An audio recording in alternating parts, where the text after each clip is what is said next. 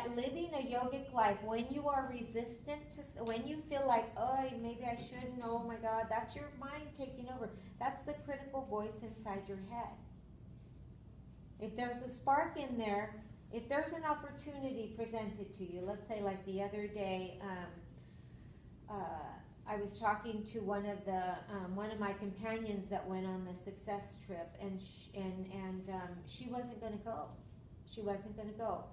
She thought about it, and she thought about how exciting, and then all of a sudden her head popped in, and she says, where am I going to leave my son? How am I going to leave my son? But this opportunity was there. This was an all-expense paid trip.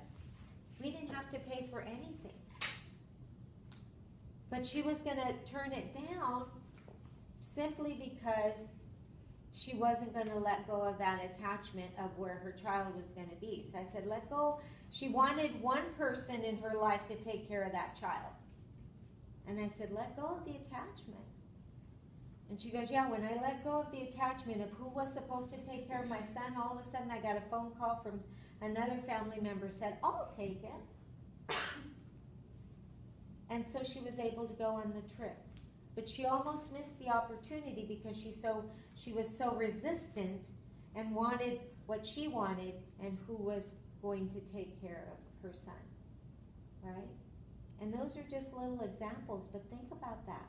When have you offered resistance and things didn't come out, right?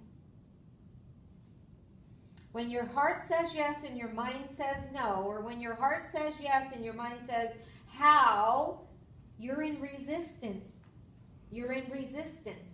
There is no congruency, and energy is not going to flow, and opportunities are not going to flow, and things are not going to happen for you.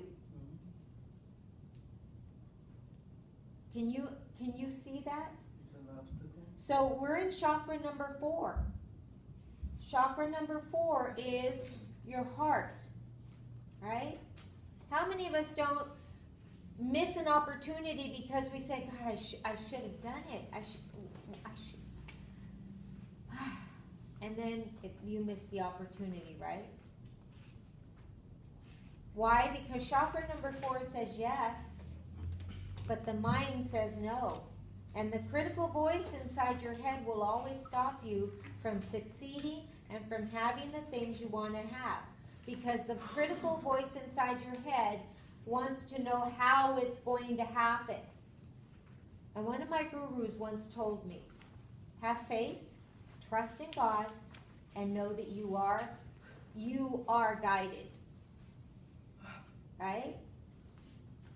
When we listen to those 3 things, have faith, trust in God, and know that we are guided, there can be no failure. Absolutely none. Because we've let go of the attachment.